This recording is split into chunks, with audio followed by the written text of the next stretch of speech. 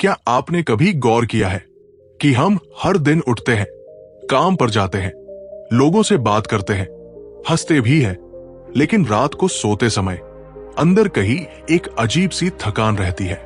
ऐसी थकान जो शरीर की नहीं, मन की होती है। हम सब बाहर से ठीक दिखते हैं, पर भीतर कुछ टूट सा रहा होता है। और अब एक झकझोर देने वाली सच्चाई सुनिए। कृष्णमूर्ति कहते हैं, हम जिंदगी जी नहीं रहे, हम बस आदतों में जी रहे हैं। यही बात द बुक ऑफ लाइफ की शुरुआत में ही आपको असहज कर देती है। कभी सोचा है कि आपकी जिंदगी के ज्यादातर फैसले आपने सच में चुने भी है या नहीं? या फिर डर, समाज, परिवार और बीता हुआ कल आपकी जिंदगी चला रहा है। हम प्यार को भी आदत बना लेते हैं, दुख को भी, डर को भी, और सबसे डरावनी बात, हमें पता ही नहीं चलता कि हम अंदर से कब जिंदा रहते हुए भी मरे हुए जैसे हो गए। आज का ये वीडियो मनोरंजन के लिए नहीं है, ये आराम देने नहीं आया। ये वीडियो आपको आपके ही मन से मिलवाने आया है। अगर आप आखिर तक बने रहे तो हो सकता है आपको पहली बार अपनी जिंदगी को बिना झूठ, बिना सजावट और बिना डर देखने का मौका मिले। क्योंकि कभी कभी एक सच्ची बात पूरी जिंदगी बदलने के लिए काफी होती है। अध्याय 1।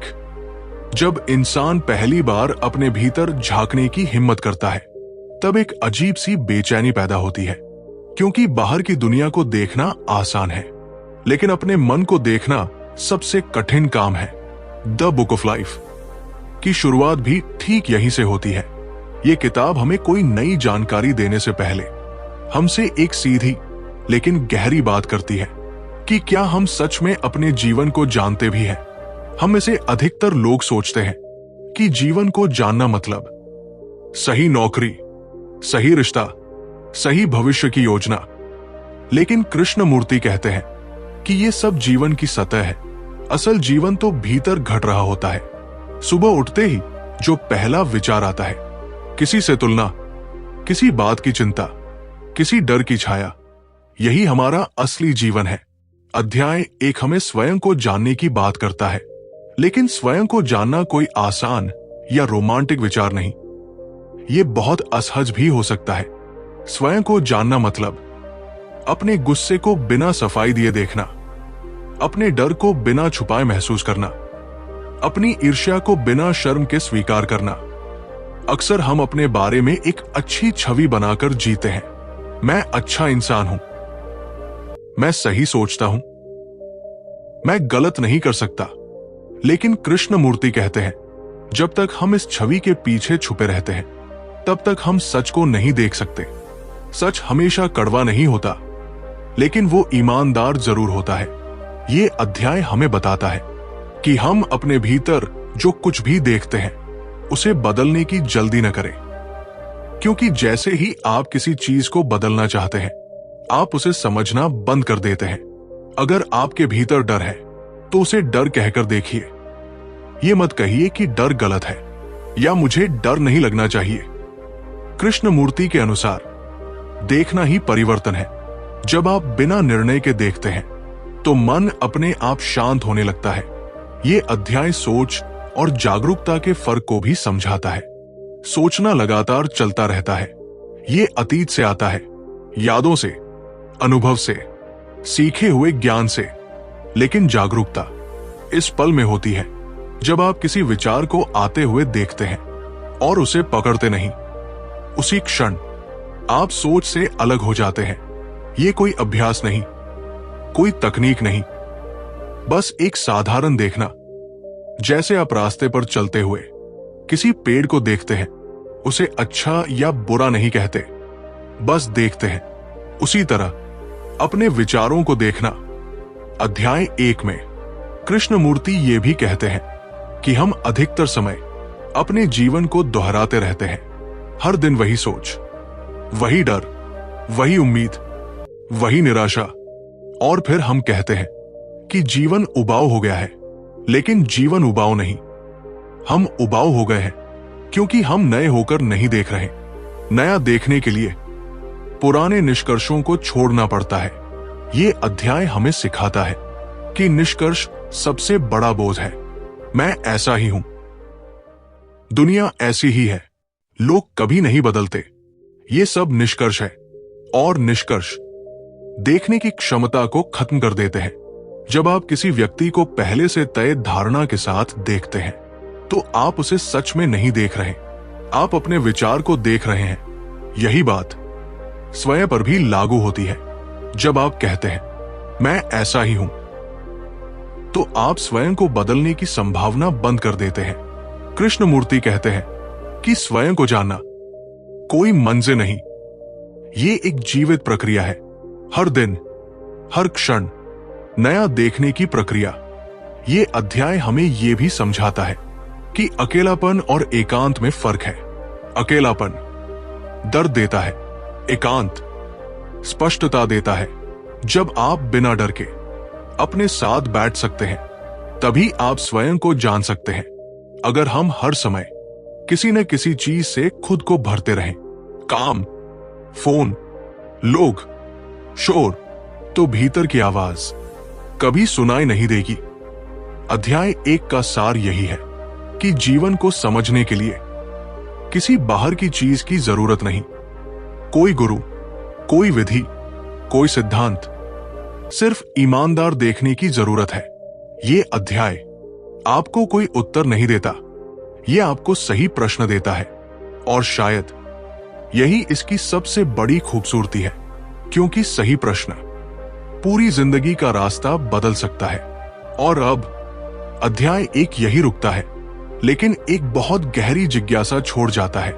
अगर स्वयं को देखना इतना जरूरी है, तो डर और सोच के बीच फंसे मन में वो सच्ची जागरूकता पैदा कैसे होती है, जिससे जीवन सच में बदल सके। अध्याय 2, जब इंसान स्वयं को देखना शुरू करता है, तो सबसे पहले जिस चीज से उसका सामना होता है वो है डर। डर बहुत गहरा होता है और बहुत चालाक भी।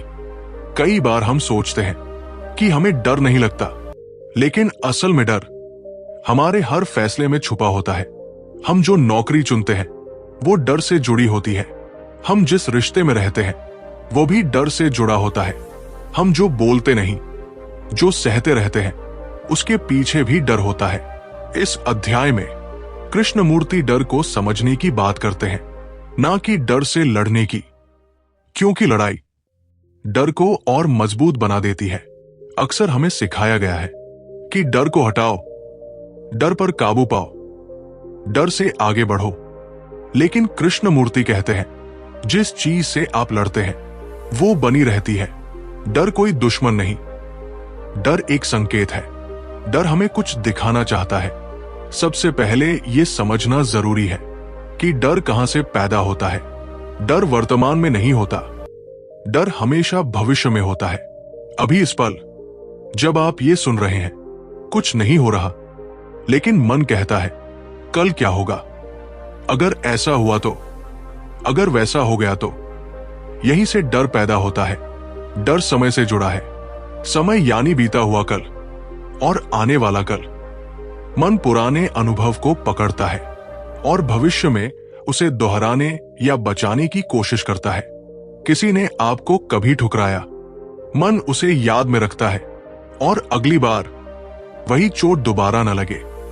इस डर से आप खुलकर जीना बंद कर देते हैं। इस अध्याय में कृष्णमूर्ति एक बहुत सरल लेकिन गहरी बात कहते हैं। जब आप डर को शब्दों में बांधते हैं तो आप डर से दूर हो जाते हैं। आप कहते हैं ये मेरा डर है, मुझे डर लग रहा है, लेकिन असल में आप डर ही है। डर कोई अलग चीज नहीं, वो आप ही का एक रूप है। जब तक आप डर को अलग मानते रहेंगे तब तक संघर्ष बना रहेगा। डर को देखने का मतलब डर को पूरी तरह महसूस करना, बिना नाम दिए, बिना कारण खोजे, बिना समाधान ढूंढे, बस देखना। जैसे अंधेरे कमरे में आप एक पल के लिए रुक जाते हैं और आंखें अपने आप अंधेरे में देखने लगती हैं। उसी तरह जब आप डर से भागना बंद करते हैं तो देखने की क्षमता पैदा होती है। ये अध्याय ये भी स्पष्ट करता है कि डर और सोच एक साथ चलते हैं।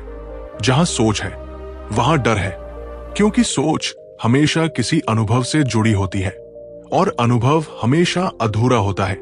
इसलिए सोच कभी सुरक्षा नहीं दे सकती। हम सोचते हैं अगर मैं ज्यादा पैसे कमा लूं तो सुरक्षित हो जाऊंगा, अगर यह रिश्ता पक्का हो जाए तो सुरक्षित हो जाऊंगा। लेकिन सुरक्षा कभी स्थायी नहीं होती। इस अस्थिरता को स्वीकार न कर पाने से डर पैदा होता है। कृष्णमूर्ति कहते हैं, जब आप असुरक्षा को पूरी तरह स्वीकार कर लेते हैं तो डर अपना आधार खो देता है। यह सुनने में अजीब लग सकता है, लेकिन यह अध्याय हमें यही दिखाता है। डर का अंत सुरक्षा पाने से नहीं, असुरक्षा को समझने से होता है। इस अध्याय में मृत्यु का विषय भी आता है। हम मृत्यु से डरते हैं क्योंकि हम जीवन को पकड़े रहते हैं। हम अपनी पहचान को, अपने नाम को, अपने रिश्तों को, अपने अनुभवों को छोड़ना नहीं चाहते।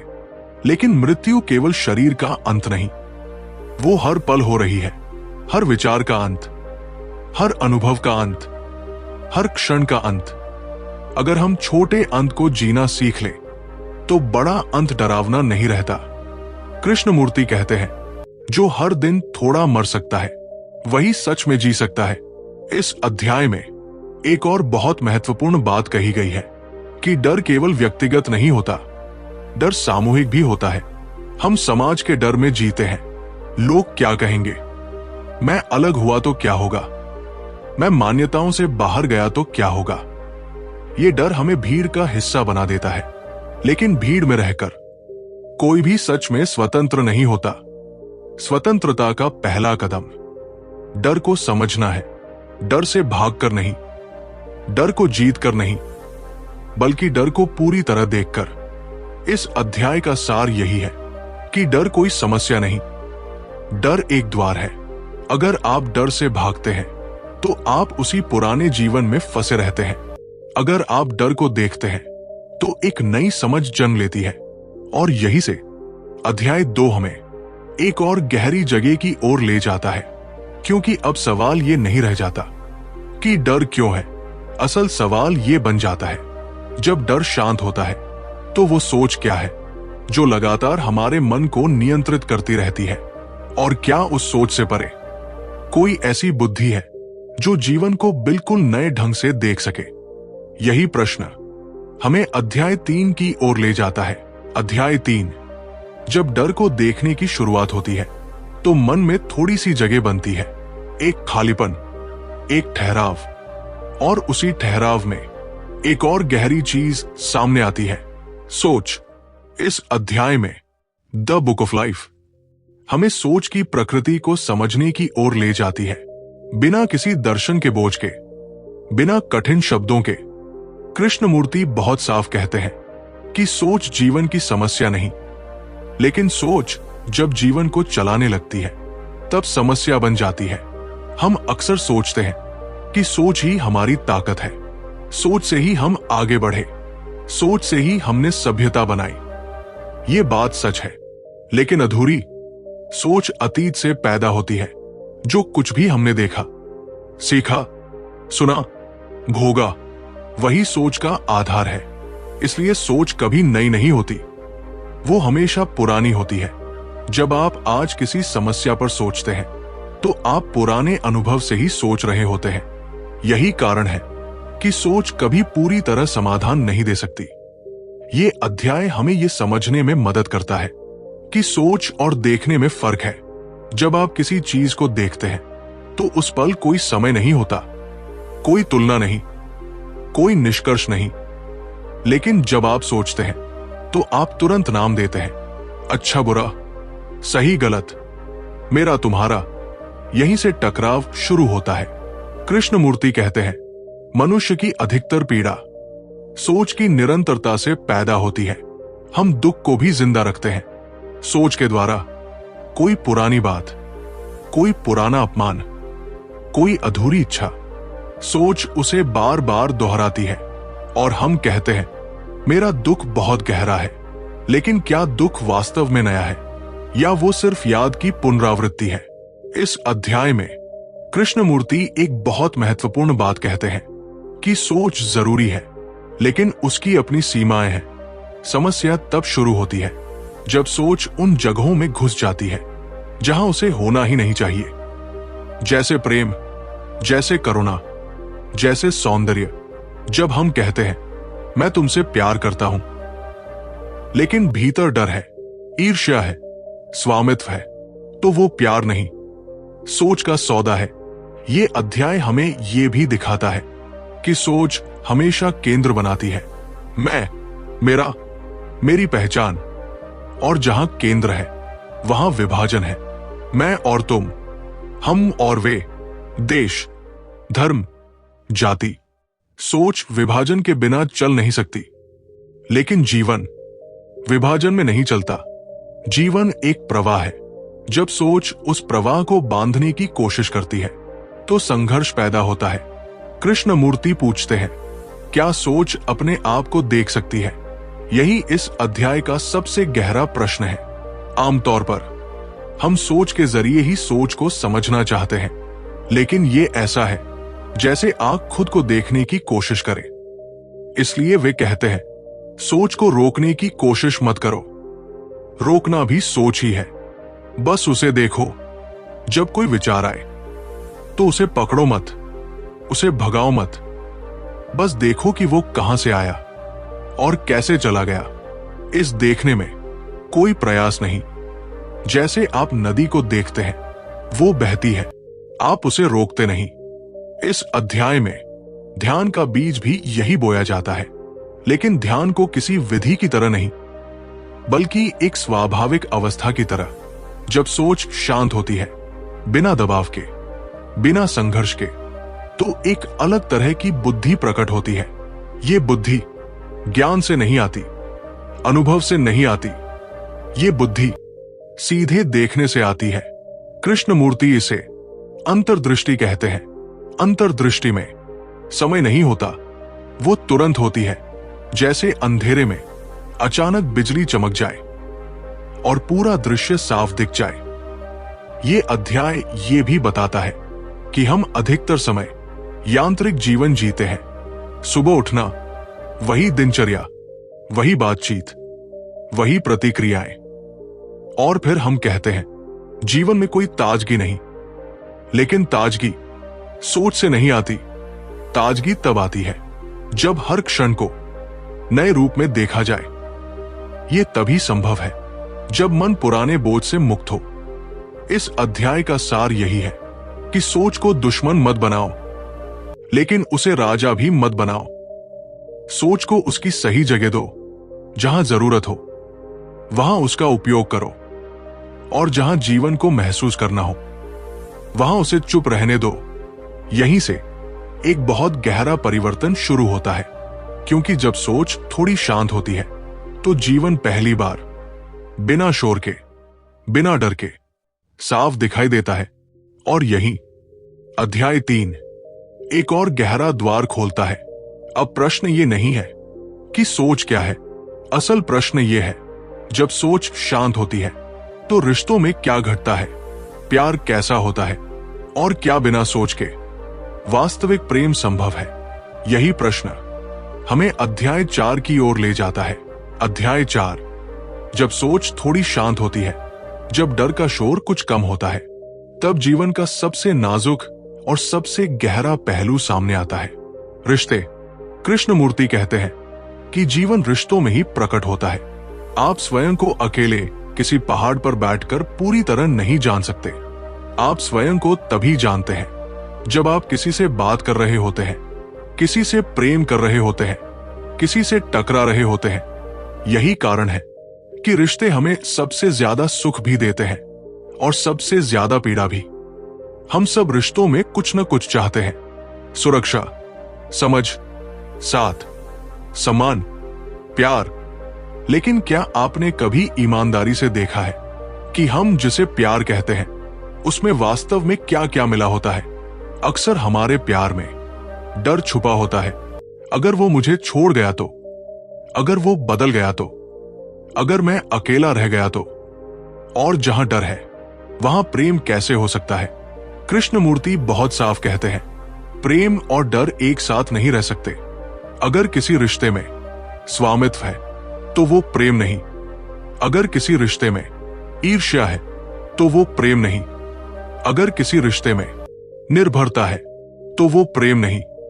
लेकिन समाज ने हमें यही सिखाया है कि प्यार मतलब एक दूसरे का होना, एक दूसरे पर अधिकार। इस अध्याय में कृष्णमूर्ति इस पूरी सोच को उलट देते हैं। वे कहते हैं, जहां अधिकार है वहां स्वतंत्रता नहीं, और जहां स्वतंत्रता नहीं वहां प्रेम नहीं।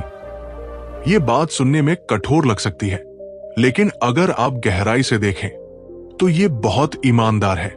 जब आप किसी से कहते हैं तुम मेरे हो, तो आप उसे एक वस्तु बना रहे हैं, और वस्तु से प्रेम नहीं किया जा सकता। हम रिश्तों में अपने अकेलेपन को भरने की कोशिश करते हैं। हम चाहते हैं कि कोई हमें पूरा कर दे, हमें समझ ले, हमें सुरक्षा दे। लेकिन कृष्णमूर्ति कहते हैं, जो व्यक्ति स्वयं से खाली है वो किसी और से भरा नहीं जा सकता। रिश्ता तब बोझ बन जाता है जब दो अधूरे लोग एक दूसरे से पूरा होने की उम्मीद करते हैं। ये अध्याय हमें ये भी दिखाता है कि हम रिश्तों में अतीत लेकर आते हैं। पुरानी चोट, पुरानी उम्मीद, पुरानी तुलना। आप किसी व्यक्ति को आज नहीं देखते, आप उसे बीते हुए कल की आंखों से देखते हैं, और फिर आप कहते हैं रिश्ता बिगड़ गया। असल में रिश्ता कभी नया ही हुआ नहीं। कृष्णमूर्ति कहते हैं, रिश्ता तभी जीवित होता है जब उसमें हर दिन नया देखने की क्षमता हो। नया देखने के लिए पुरानी छवियों को मरना पड़ता है। आपकी अपने साथी के बारे में बनाई गई छवि अच्छी भी हो सकती है, बुरी भी, लेकिन छवि छवि ही रहती है, और जहां छवि है वहां सच्चा संपर्क नहीं। इस अध्याय में एक बहुत गहरी बात कही गई है कि प्रेम कोई भावना नहीं, प्रेम एक अवस्था है। भावनाएं आती जाती है, कभी गुस्सा, कभी लगाव, कभी दूरी, लेकिन प्रेम उन सब से परे है। प्रेम में मैं और तुम नहीं, बस संबंध होता है। प्रेम में कोई मांग नहीं, कोई सौदा नहीं। आप ये नहीं कहते मैं तुम्हें इसलिए प्यार करता हूं क्योंकि तुम मुझे ऐसा महसूस कराते हो, क्योंकि जैसे ही कारण आया वो प्रेम नहीं, लेन देन हो गया।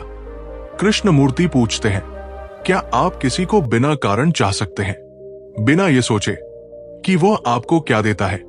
ये अध्याय हमें ये भी दिखाता है कि करुणा और प्रेम एक ही ऊर्जा के दो रूप है।